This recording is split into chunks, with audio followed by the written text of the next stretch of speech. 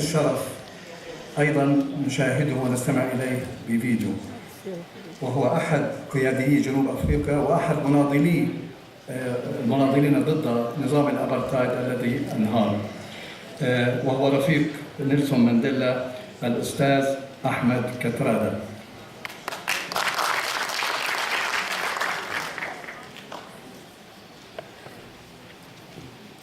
At a young age, Kathy joined the struggles for liberation. Risking his freedom for the rights of all South Africans, he ultimately faced the death penalty alongside Nelson Mandela and Walter Sisulu. They were given life at hard labor and sent to Robben Island. Although we were sentenced to life imprisonment, and for political prisoners, life meant life. After 26 years, Kathy and his comrades walked free, infusing the struggle with new hope.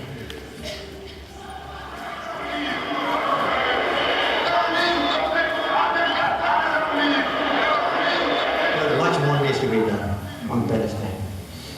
Very, very much more. I know the ANC has passed resolutions and conferences and so forth, but much more needs to be done. All the solidarity that we enjoyed from the international community, especially from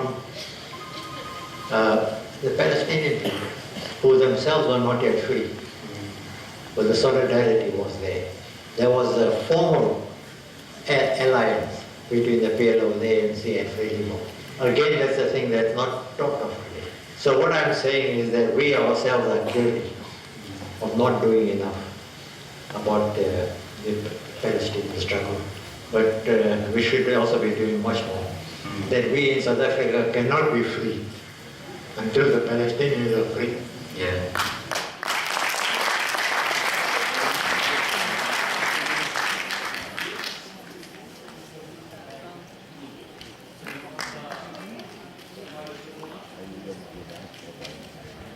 Friends and comrades, I'm honored to be delivering this address. The Palestinian struggle for freedom is extremely close to me.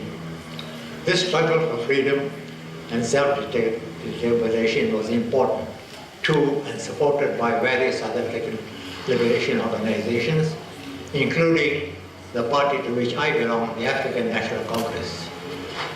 I hereby make my humble contribution to this conference.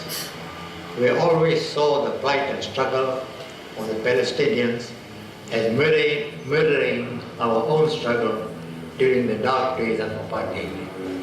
We viewed our Palestinian comrades as sisters and brothers involved in the same business of struggling for justice in an attempt to create a more humane and equal world where the chauvinism and inequality based on race, ethnicity, language, gender, religion, or any other constructed identity is firmly uprooted.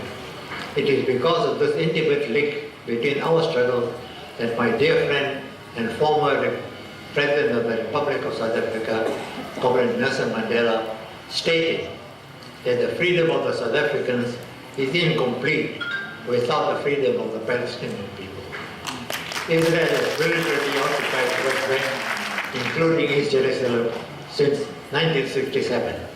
And technically, while its occupation of Gaza may have ended, it still maintains a de facto occupation of the territory through its brutal blockade.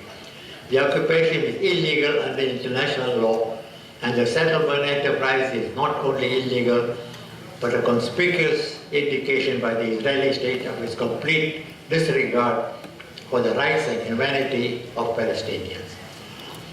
Palestinians live under a military system that continues to perpetuate violence against Palestinians, indignity towards Palestinian life and culture, and the destruction of Palestinian society.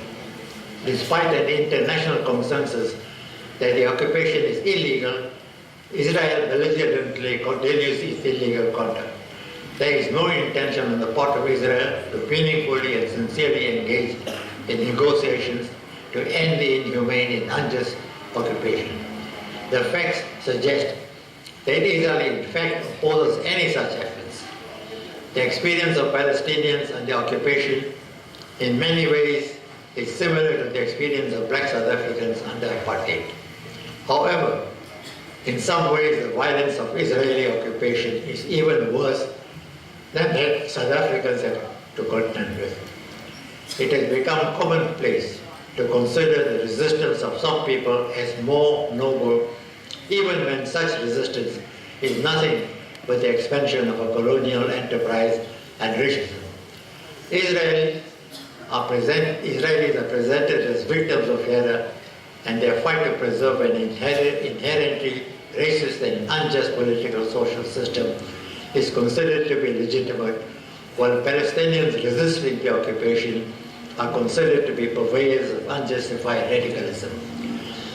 As South Africans who fought hard in the liberation struggle for our own country, we know too well that such labels concocted by the enemies of justice and peace are only meant to demean and delegitimize a just and valid struggle for freedom and liberation, while in truth, such accusations are patently false. The same is true for the Palestinian struggle. More recently, the important non-violent action embraced by Palestinian activists and their international allies is the campaign of boycott, sanctions and divestment, BDS, aimed at Israel, inspired and modeled after a similar campaign that helped to end South Africa's apartheid regime. It is important to note that South Africa's apartheid regime was a close ally of the United States and Israel, among others. Israel played an important role in attempts to contravene the boycott against apartheid South Africa, and also supplied South Africa at the time with military technology and weapons. Currently, there is a campaign by Israel and its allies to persuade others that the non-violent boycott strategy is illegitimate and amounts to anti-Semitism, despite numerous morally upstanding Jews being part of the movement. In doing so, a tremendous effort seems to be underway to convince institutions to suppress BDS activism. Such views are outrageous. It is like characterizing the boycott against apartheid South Africa as racist towards white people. The failure in logic regarding Israel's claim is clear. The effect of this suppression is to neutralize Palestinians and their allies, to effectively do nothing by branding such non-violent campaigns to end illegal Israeli occupation as anti-Semitism. It is more important now than ever that effective international solidarity is galvanized to support such campaigns, to place pressure on Israel to comply with international law and its illegal occupation and respect the human rights of Palestinians. Without effective international solidarity and the commitment of our friends, comrades and allies, it is very probable that it may have taken much longer for the South African apartheid regime to fall. It is not possible for people of conscience, for people who are committed to the progressive values of justice, equality, peace and dignity and freedom, to support or condone Israelis' actions of ethnic cleansing, violence, occupation, discrimination, racism, and the unjustified incarceration of Palestinians. The path may look bleak, but in our darkest days in South Africa, we always had the hope that humanity will prevail. Palestinians and their allies should stand firm in their claim for freedom and justice. As South Africans, we stand in solidarity with our Palestinian sisters and brothers in their struggle for liberation and justice. I am hopeful that with determination and commitment, Palestinians will soon enjoy the freedom that is so important for any human life to live in peace and dignity and flourish. As some may be aware, I was sentenced during the Rivonia trial with 8 accused to life imprisonment with hard labor. My fellow comrades and dear friends included Nelson Mandela, Walter Sisulu, Cowan Mbeki, Raymond Flaba, Elias Mosoledi, Andrew Mangeni, and Jewish anti-apartheid activist Dennis Goldberg. I eventually spent 26 years and 3 months in prison, 18 of which were on the infamous Robben Island. We had it hard, myself, Nelson Mandela, and others, but I'm convinced that the Palestinian political prisoners under Israel's apartheid practices have it worse. With that said, I warmly welcome the fact that Marwan Barghouti, his fellow Palestinian political prisoners from all political parties and across the spectrum, as well as prisoner support organizations, are part of this conference and in support of the non-violent BDS campaign. In particular, we from South Africa welcome the recent history that has been achieved after several years, the year-long BDS campaign, with G4S Security announcing its withdrawal from Israel. It's not a matter of whether BDS will work. It seems to be already working, despite the Israeli repression in Palestine, in Israel and beyond.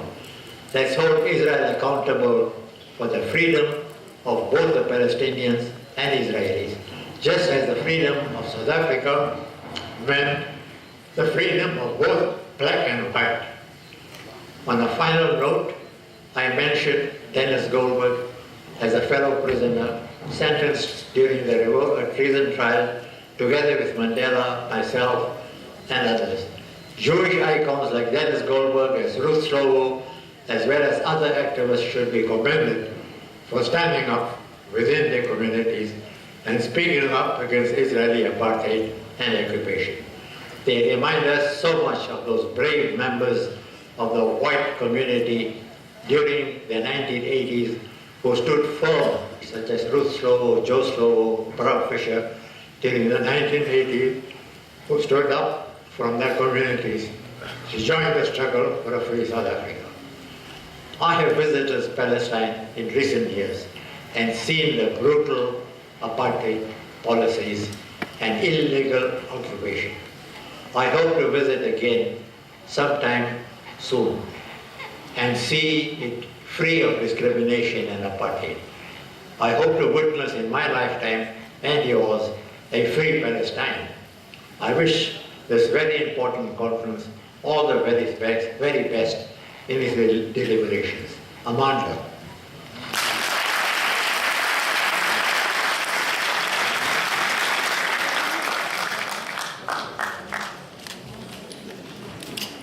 ما أروع هذه الكلمات تأتي من جنوب أفريقيا من بلد نيلسون مانديلا لننهي بها الجلسة الأولى. شكرا لكم.